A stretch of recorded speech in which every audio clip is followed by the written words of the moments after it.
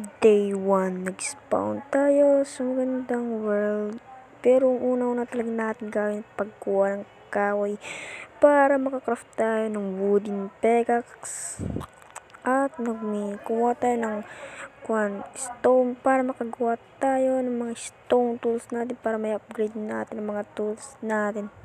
At pumunta na ako ng fish para meron tayong kakainin kung sakaling hindi tayo makahanap ng mga baboy dyan. Kumuha ng sugar canes para makuha natin. Pinatay ko ng camel at kumuha na naman sugar canes, sugar canes. Kumuha ng straw wood para meron tayong gagamitin na wood kapag mag-mining tayo. Kinuha ko ng mga sugar canes, lahat na makikita kong sugar canes ay kukuhain natin kahit nasa malayo. Pinabilis ko ng pagpatay ko ng mga cow, pig, kahit ano.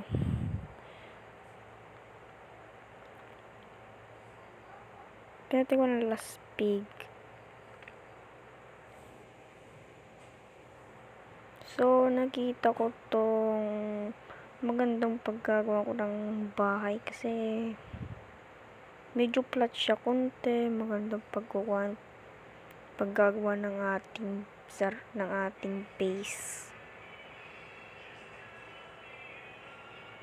Kaya dito muna tayo. So, yun nga, matagal ako sa paggawa ko ng mga resources. Di ko pa na-video kasi yung pinaggawa ko ng mga resources. Tinelapse ko yung paggawa ko ng cables para may ito pagbabayan kapag magsasapit na ang night time. Niluto ko na rin yung nakuha kong karne sa baboy. Siyempre, kailangan natin ang makakain natin kapag kunti na ang ating buhay or heart. Nakita ko ng mga skeleton at mga spider. Medyo marami sila kaya gagawa muna tayo ng pagbimi natin. So let's go.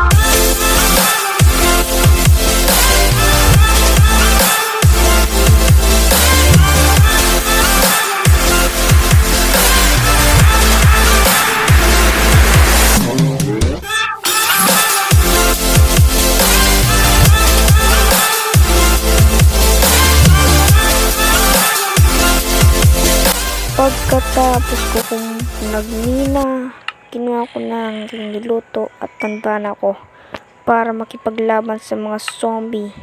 Let's go!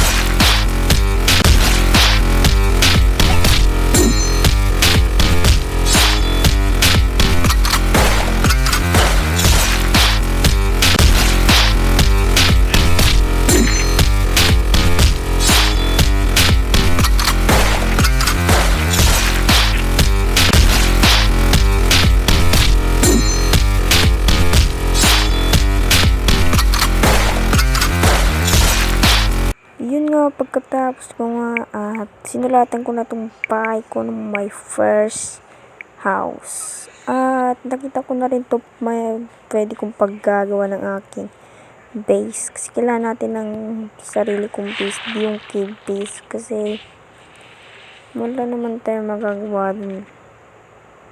Kasi gusto ko yung base talagang house. Ayaw ko yung cave base. Kasi kaya papagitan ko lang ako ng time-lapse sa aking paggagawa dito. Kasi matatagalan ako dito sa paggagawa nito. So, time-lapse. Let's go!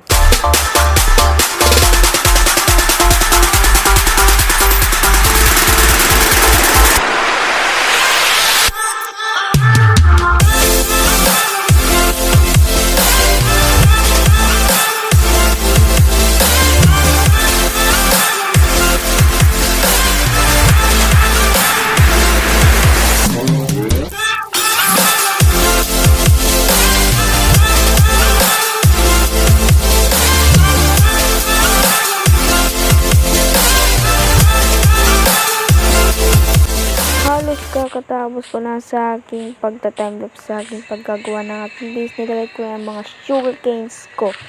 At maraming salamat sa panonood.